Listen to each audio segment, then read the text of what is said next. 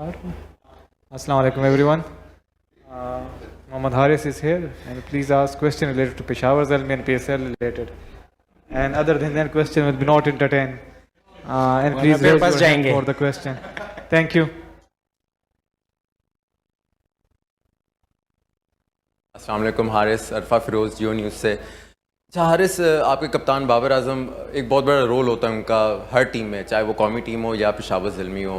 Recent पास में उनकी performance से नहीं आ रही, क्या उनकी परफॉर्मेंस ना होना इम्पैक्ट कर रहा है पेशावर ज़ल्मी की ये जो 2 आपने मैचेस खेले हैं? सर परफॉर्मेंस तो हो जाएगी, लेकिन हमें एज अ बॉलिंग यूनिट थोड़ा सा बेहतर करना पड़ेगा, क्योंकि जब आपके दोनों मैचों में 200 लगा हो तो बंदा फिर उस तरह खेल नहीं पाता, वो अपने नेचुरल गेम से शायद थोड़ा हट जाता है। लेकिन हमें पूरा बिलीव है इंशाल्लाह बाबर भाई कम बैक करेंगे और अगले मैचों में रन्स करते हुए नजर आएंगे। हारिस अहमद BTV स्पोर्ट्स से ये आपसे पूछना है कि पेशावर ज़ल्मी नो डाउट बहुत अच्छी साइड है, कभी कभी क्या होता है कि आगाज़ थोड़ा सा मुश्किल हो जाता है। आपको शॉर्ट कमिंग्स क्या अपनी टीम की अभी दिखी पहले 2 मैचेस में, कि आपको ऐसा आपको फील हुआ कि आगे हमें ये चीज़ बेहतर करनी चाहिए अगर हमने एक विक्ट्री की तरफ हमने जाना है?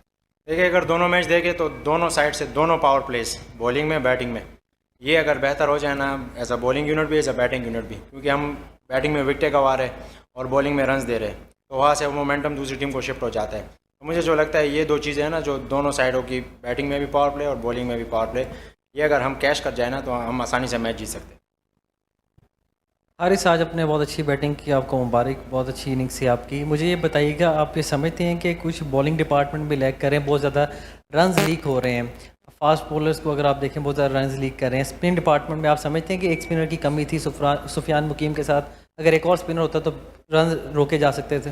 सर आज हमने एक्स्ट्रा स्पिनर खिलाया था, जॉर्ज लैंडे को हमने खिलाया था, लेकिन मुझे लगता है कि बिल्कुल बहुत ज़्यादा लेग कर रहे हैं, थोड़ा सा हमें विकेट को असेस करने में मुश्किल हो रही है। ये वो वाली पिंडी पिच नहीं है कि हम माइंडसेट डिपेंड करता है कि हम वही आए हुए कि बस फास्ट बॉलर के ये 240 वाली पिंडी है, ये 240 वाली पिंडी नहीं है, उनको ग्रेड जाता है बहुत। हालांकि ये 180-190 वाली पिंडी पिचेस है, क्योंकि अब 5वां चौथा महीना चल रहा है और ये वो वाली जनवरी फरवरी नहीं है कि बल्ले पे बॉल आएगा और छक्के होंगे।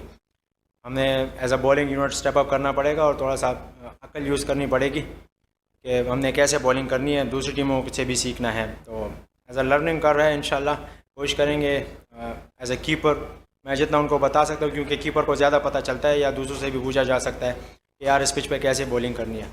तो इंशाल्लाह मुझे उम्मीद है वो अडॉप्ट कर जाएंगे, ये बॉलर एक्सपीरियंस है। जैसे अलजारी ने पिछले मैच से आज बेहतर बॉलिंग की, तो वो एक पॉजिटिव था। हारिस एहसन अब्बास यार, पिछले मैच में भी हमने देखा बॉलिंग की तो आपने बात बता दी, चेस करते हुए क्या प्रॉब्लम फेस आ रही है, पिच का बिहेवियर कैसा है, और अगले मैच के लिए बताइएगा आपको लगता है कि बैटिंग ऑर्डर में थोड़ा बहुत शफल होगा? आज के मैच में हमने देखा कि मिच ओवंस जो है वो ऊपर आके 1 डाउन के लिए, जो कि आपकी प्लेसमेंट थी, तो क्या आपकी जो है चॉइस के मुताबिक हुआ, आपसे मशवरा किया गया था या नहीं? और अगले मैच के लिए बताइएगा क्या समझते हैं बैटिंग ऑर्डर में क्या चेंजेस होंगी?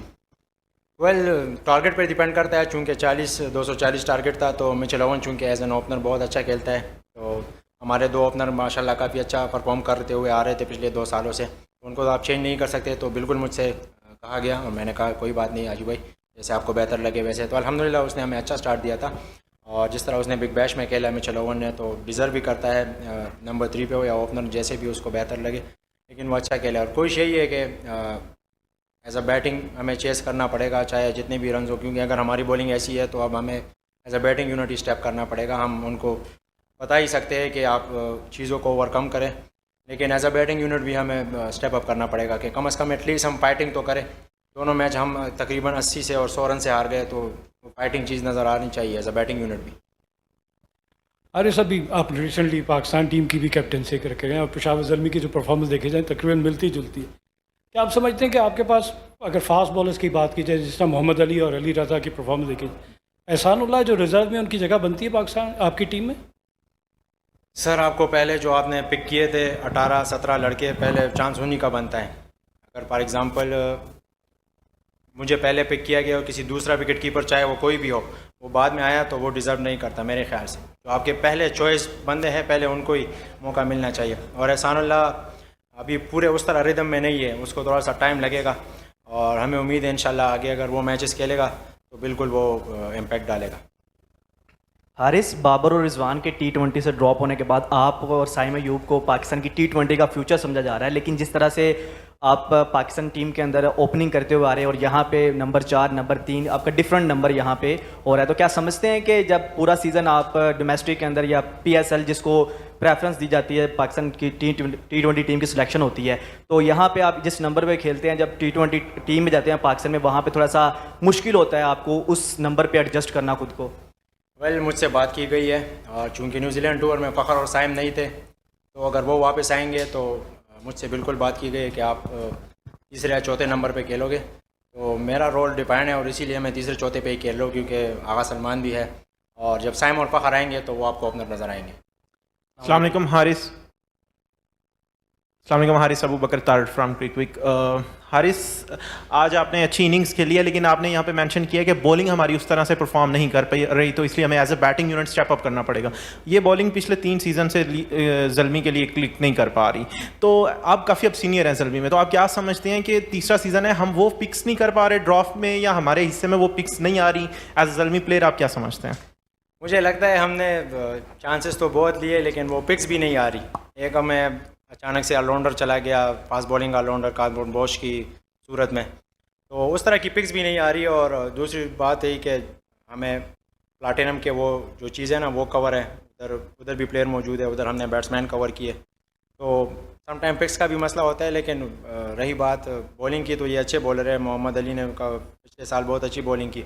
अली रज़ा इमर्जिंग आपका बहुत बड़ा फैक्टर है कि आपको एक अच्छे इमर्जिंग फास्ट बॉलर मिले या स्पिनर जो भी मिले, वो आपका काफ़ी रोल अदा करता है। मुझे उम्मीद है इंशाल्लाह, थोड़ी सी इनसे बात करनी पड़ेगी, अभी 4 दिन का रेस्ट है, ये वेल रिकवर कर जाएंगे, रेस्ट कर जाएंगे, तो इंशाल्लाह 19 को ये तगड़ा आएंगे। अस्सलाम वालेकुम हारिस, मोहम्मद एजाज़ फ्रॉम पाक पैशन। आज आपकी स्पिन के अगेंस्ट गेम काफ़ी इम्प्रूव नज़र आई है, तो इस बारे में थोड़ा सा बताएं कि कोई स्पेशल प्रिपरेशन की है आते हुए, क्योंकि नॉर्मली लोग ये समझते हैं कि आप पेस के ऊपर ज़्यादा कंफर्टेबल लगते हैं, लेकिन आज आपने शो किया कि स्पिन के अगेंस्ट भी आपकी गेम जो है वो अच्छी है, तो इसके बारे में? सर बिल्कुल मैंने काम किया हुआ है, और जैसे आपने देखा मैंने स्पिनर को टैकल करने के लिए उल्टी स्वीप भी शुरू की है ताकि मैं उसको टैकल कर सकूं। उसके साथ मैंने थोड़ा सा आज अकल भी यूज़ किया है, सिंगल भी निकालूं क्योंकि स्पिनर पे मैं बहुत ज़्यादा ट्राई करता हूँ, जिसकी वजह से मैं आउट हो जाता हूँ। सम टाइम उनमें अपिश लगता है, क्योंकि स्पिन स्लो होता है ना, तो उस पर अपिश मारता हूँ, तो जैसे आज भी देखो मैं आउट हो गया। तो फास्ट बॉलर चूँकि तेज़ करता है तो उस पर लग जाती है। अगर आपने देखा है तो नसीम शाह को भी शायद पता चला था, उसने एक भी तेज़ नहीं की। मैंने कहा यार तेज़ करो लेकिन उसने एक भी तेज़ नहीं की। तो बिल्कुल स्पिन पे अपनी गेम इम्प्रूव की है, और लोगों से पूछते रहते हैं, बिल्कुल हमें भी आपकी बातें पहुंचती है कि यार इसको इस चीज़ पे काम करना चाहिए। बिल्कुल करते हैं, हम एक्सेप्ट करते हैं अपनी गलतियाँ और उस पर काम करते हैं। Last question please. जी Haris, this is Amir Hamza from Zalmi TV. अच्छा हारिस, ये बताएं कि किसी पॉइंट पे ये ख्याल आया था कि सेंचुरी मुकम्मल कर लूँ अपनी, काफ़ी पास आप आ गए थे, तो उस टाइम पे आपका क्या थिंकिंग प्रोसेस था? सर थिंकिंग प्रोसेस यही था कि जितना अपने टीम के लिए कर सकता हूँ, मगर अपनी सेंचुरी का सोचता तो मैं आराम से सिंगल भी निकाल सकता था और अपनी 100 कर जाता, क्योंकि 3 ओवर रहते थे। लेकिन कोशिश यही की कि टीम के लिए मैक्सिमम करूँ, तभी मैंने ट्राई लिया। और रन रेट का सोच रहा था, क्योंकि ये बाद में काम आने हैं, क्योंकि जितना डिफेंसिव चेस तो नहीं हो सकता, 3 में 100 नहीं हो सकता था, लेकिन कोशिश की कि 3 में 40-45 के करीब हो, ताकि वो जो हारने की वो है ना वो कम हो बाद में, क्योंकि रन रेट ने काम आना है। Thank you.